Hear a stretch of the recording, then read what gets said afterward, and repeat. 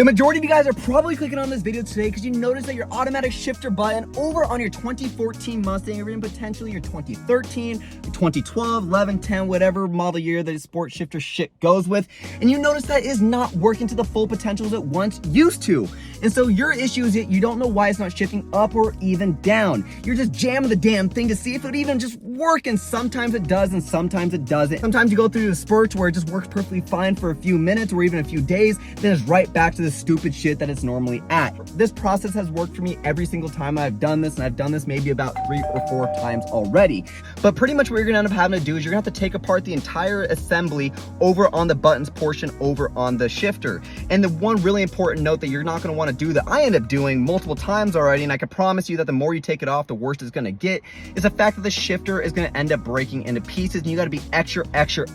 careful, because what you're gonna end up running into is you're gonna be impatient like how I am, and you're gonna start shoving flatheads and screwdrivers and bobby pins and everything in there, and you're gonna notice that all your tabs are gonna be broken eventually one day, where the point where you're gonna have to just glue the damn thing in there. Be very careful and very patient, because this is a computer module, and you don't want to scratch or damage anything like how I have in the past, and I've been lucky enough to where this issue hasn't carried into an even bigger issue later in the future. So pretty much what you want to do is you want to take apart the 2 plastic pieces that are held together, and you're gonna end up finding this little silicone rubber piece that sits right below it, and that's what pushes down over on the computer portion that shifts your car up and down the gear that you would like it to. You're gonna want to grab a pencil or even just an eraser that has to be white. I don't know why it is white, don't ask me why. I ended up finding this on a video a few years ago, and trust me, it has worked every single time. And if you come up to me and ask me, will a pink one work or a purple one? I don't know. So what you're gonna see is a couple gold prongs, and what you're gonna need to do is you're gonna need to use that white eraser, and you wanna rub it across all the gold marks, not putting too much pressure to the point where you're gonna just damage the damn thing, but you want enough to where it's to the point where you feel like you're making some sort of difference. And I would say maybe even rub it for like 30 seconds to even a minute. And you're gonna wanna turn on the car, and you're gonna wanna test this,